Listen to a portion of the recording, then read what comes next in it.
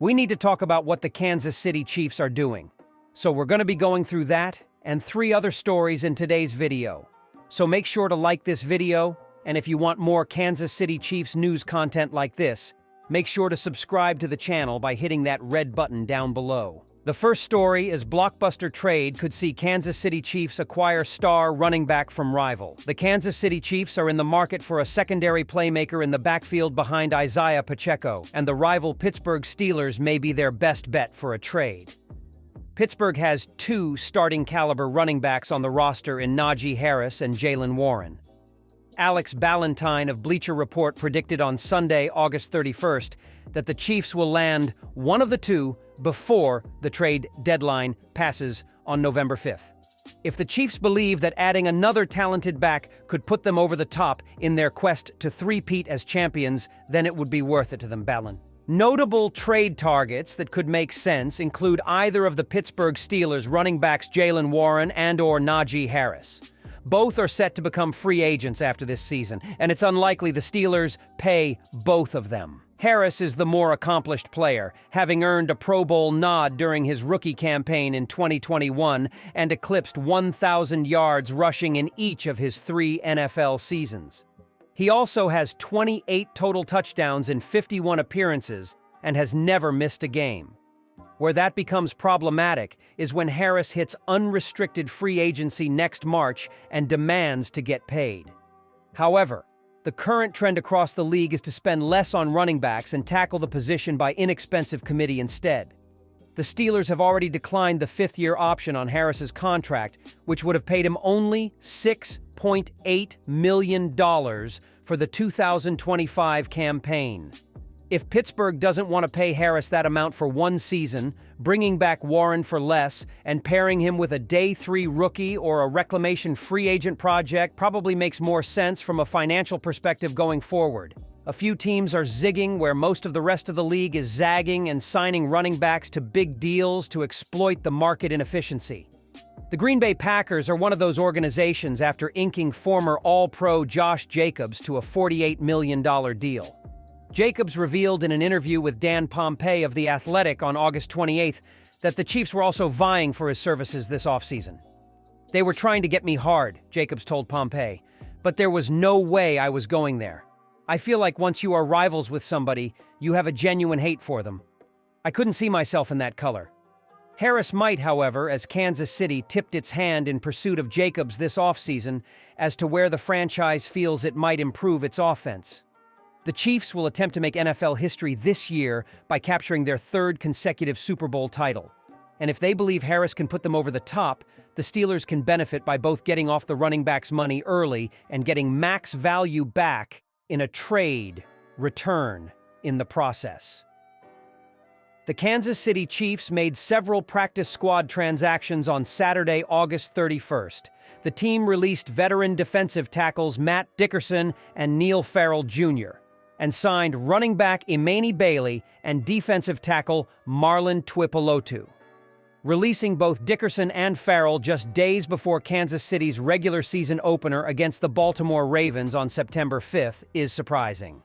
Both players have experience playing for the team. Meanwhile, Bailey and Tuipulotu have very little experience with the Chiefs. Kansas City's coaching staff signed Tuipulotu likely because he's young and played over 150 snaps during each of the last 2 seasons with the Philadelphia Eagles. So there is some potential upside with Tuipulotu. On the flip side, the Chiefs know what they had in Dickerson and Farrell, which was reserve-level ability for a defensive tackle room that includes Chris Jones and is filled with mediocre talent after him on the depth chart. Still, getting rid of both Dickerson and Farrell is surprising when considering the Chiefs added a 2nd RB to the practice squad and already have 4 backs on the active roster. Keeping 3 talented DTs on the practice squad could have allowed the team to use the hot hand approach via game day elevations during the regular season if the players behind Jones on the depth chart weren't performing well. Instead, the 2-time defending Super Bowl champions will roll into the regular season with Tuipulotu and rookie Fabien Lovett Sr. as the practice squad DTs. The Chiefs still have multiple options from the practice squad if they want to add to the DT room on game day. But there's one less option to choose from after Saturday's transactions.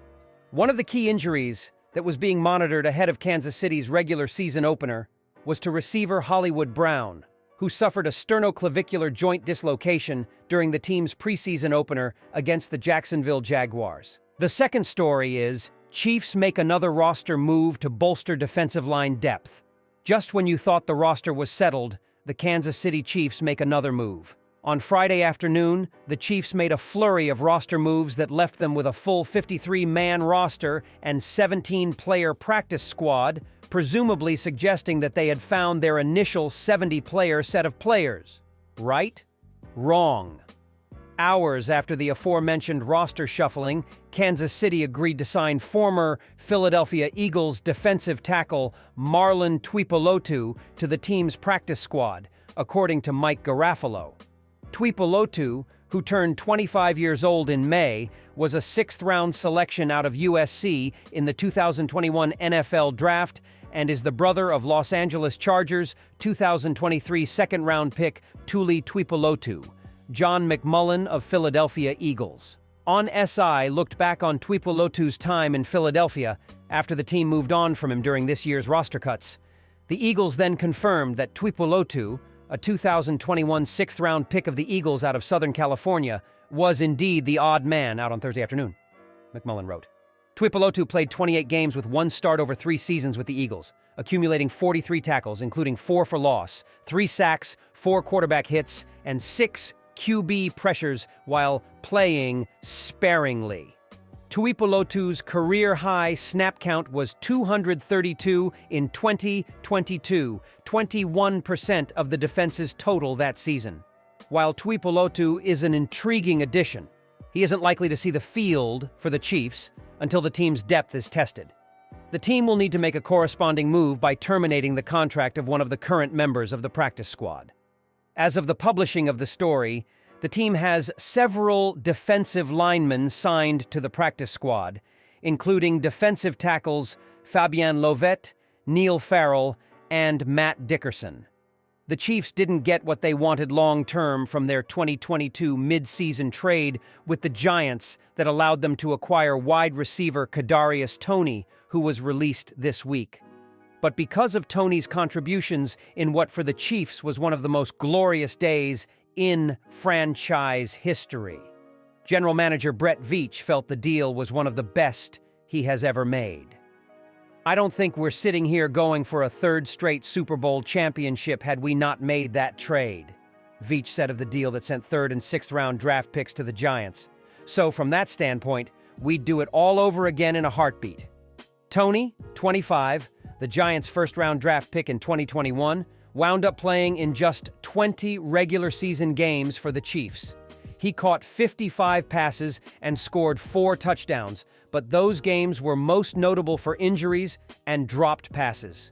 The third story is Kansas City Chiefs explain reason for releasing Louis Rees-Zammit. American football champions, Kansas City Chiefs have explained why they decided not to fight to include ex-Wales rugby international Louis Rees-Zammit on their practice squad after he was overlooked for a spot on their official 53-man roster for the new NFL season.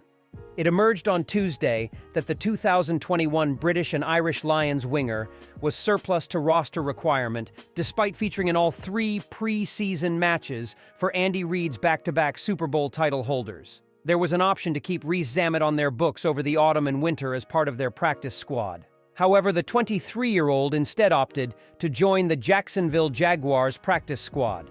It was August 10th at Jacksonville when Rees-Zammit first donned the Kansas City Chiefs colors in an American football fixture, and he has now returned to the Everbank Stadium franchise. The Jaguars intriguingly have a Week 6, October 13th match versus Chicago Bears at the Tottenham Stadium and a Week 7 game on October 20th against the New England Patriots at Wembley.